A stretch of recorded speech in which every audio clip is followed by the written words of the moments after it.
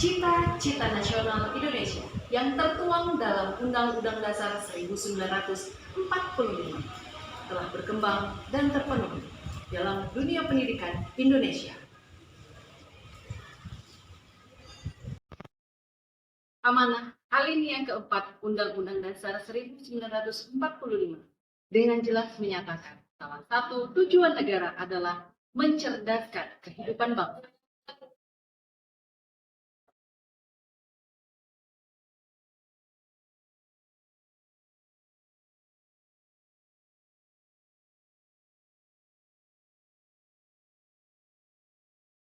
Sistem afirmasi disabilitas dalam penerimaan peserta didik baru atau PPDB dan penerapan kurikulum merdeka menjadi gebrakan baru yang diluncurkan pemerintah sebagai kebijakan penting dalam dunia pendidikan.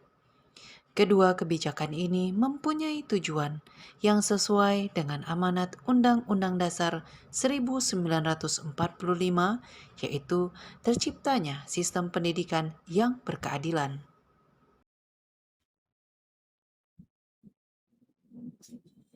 Assalamualaikum warahmatullahi wabarakatuh. Perkenalkan, saya Ratna Dwi Puri, guru informatika di UPT SPF SMP Negeri 1 Sunggal, Kabupaten Deli Serdang. Jalur afirmasi disabilitas dalam sistem PPDB adalah solusi yang diperkenalkan agar kesenjangan kualitas antar sekolah bisa teratasi, serta keadilan dalam pendidikan dapat diakses. Dalam sistem ini, calon siswa yang memiliki afirmasi disabilitas wajib diterima dengan presentasi 20% dari jumlah kuota yang dibutuhkan. Mempersiapkan peserta didik menghadapi tantangan abad ke-21 adalah tujuan dari kurikulum merdeka. Dengan mengajarkan berpikir kritis, kreatif, komunikatif, dan kolaboratif, konsep ini sejalan dengan tujuan negara mencerdaskan kehidupan bangsa yang tidak hanya mencakup akademisi, tetapi juga kepribadian dan karakter. Saat sistem afirmasi disabilitas dan kurikulum merdeka dilaksanakan secara bersama-sama, keduanya akan menciptakan sinergi yang kuat dalam mewujudkan pemerataan pendidikan. Sistem afirmasi disabilitas menjamin akses yang lebih adil terhadap sekolah-sekolah berkualitas, sedangkan kurikulum merdeka memungkinkan setiap sekolah bisa mengoptimalkan potensi peserta didik sesuai dengan kodrat zaman dan kodrat alamnya. Untuk kedepannya, implementasi kebijakan sistem afirmasi disabilitas dan kurikulum merdeka serta semangat Undang-Undang Dasar 1945 diharapkan mampu menciptakan iklim pendidikan yang lebih inklusif, berkualitas, dan berkeadilan bagi seluruh warga negara Indonesia dan mendukung tercapainya cita-cita mencerdaskan kehidupan bangsa. Tahun ajaran 2024 membawa angin perubahan ke SMP Negeri 1 Sunggal. Untuk pertama kalinya, sekolah menerima seorang siswa penyandang disabilitas tunarungu dan tunawicara. Gisel, gadis berusia 13 tahun, menjadi pionir dalam upaya sekolah menuju pendidikan yang lebih inklusif. Adanya kendala saat berkomunikasi dengan Gisel dan kurang efektifnya komunikasi yang saya lakukan sehingga membutuhkan waktu yang lama dalam menjelaskan pembelajaran. Dari pemaparan saya di pendahuluan serta situasi yang saya hadapi, adanya kesinambungan antara peserta didik yang bernama Gisel dengan kebutuhan peserta didik yang harus saya akomodir. Maka dari itu, saya menciptakan sebuah media komunikasi speech to text yang juga bermanfaat bagi guru lain, sehingga saya bisa berbagi praktik baik dengan rekan sejawat yang berjudul Komunikasi Lancar dengan Dinaru dan Dinawi dengan menggunakan Bateks. Artinya, komunikasi lancar dengan disabilitas tunarungu dan disabilitas tunawicara dengan menggunakan bahasa teks. Adapun tantangan yang saya hadapi, pertama dari saya sendiri pastinya, kurangnya pengalaman saya dalam mendidik peserta didik disabilitas tunarungu dan tunawicara membuat saya kewalahan dalam menyampaikan pembelajaran dikarenakan belum menemukan cara komunikasi yang efektif. Sarana komunikasi Giselle merupakan bahasa isyarat, namun sebagian besar warga sekolah lainnya belum menguasai bahasa isyarat tersebut. Tantangan selanjutnya, saya harus bisa memastikan Giselle aktif dalam pembelajaran, baik itu kegiatan individual ataupun kegiatan berdiskusi.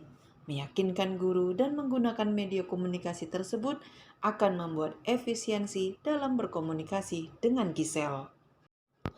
Perencanaan diawali dengan berdiskusi dengan kepala sekolah yang dilakukan setelah peserta didik aktif di sekolah. Diskusi dilanjutkan dengan guru mata pelajaran dan juga wali kelas Giselle kelas 78, yaitu Ibu Veronica MPD.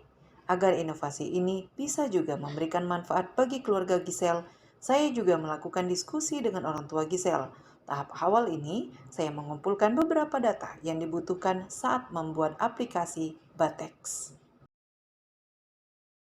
Walaupun percobaan pertama saya gagal, saya langsung berdiskusi dengan rekan sejawat saya di bidang IT dan mendapatkan sebuah alur kode yang benar. Selanjutnya, saya terapkan di aplikasi yang sudah saya rancang. Selesai menyusun kode programnya, saya melihat hasilnya dan hasil sudah sesuai dengan yang dibutuhkan, sembari saya perbaiki tampilan yang masih belum rapi. Aplikasi Batex. Pertama kali saya uji cobakan ke peserta didik yang disabilitas, yaitu Giselle. Aplikasi berjalan dengan baik, walaupun masih ada kendala yang terjadi, tapi saya tetap terus melakukan perbaikan agar aplikasi tersebut dapat digunakan. Giselle sekarang kenapa nggak sekolah? Sakit.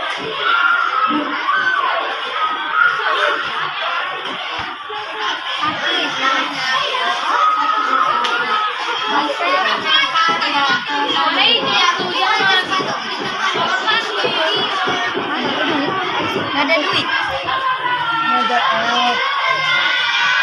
Giselle kalah bontot atau enggak?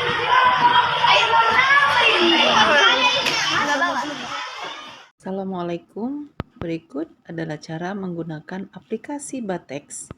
Yang pertama, klik terlebih dahulu aplikasi yang telah dibuat. Yang kedua, klik tombol bicara.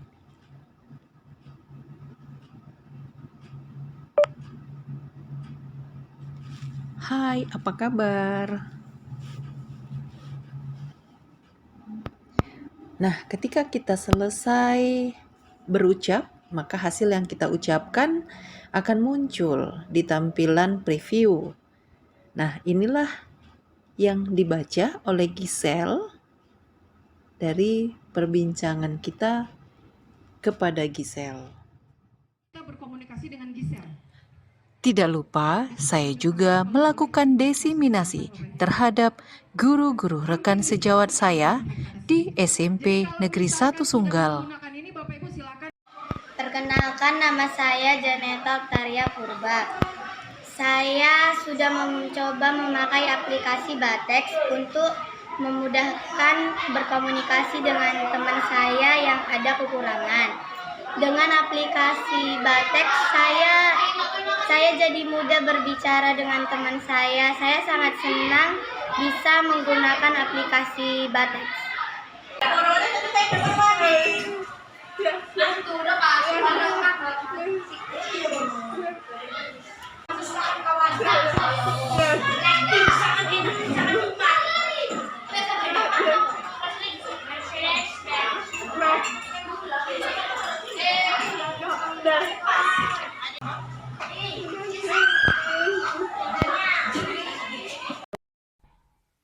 Selamat siang, perkenalkan nama saya Lauren Simamora, saya dari SMP Negeri 1 Sunggal. Aplikasi ini sangat membantu saya dalam menjelaskan pembelajaran kepada Giselle. Demikianlah paparan praktik baik saya.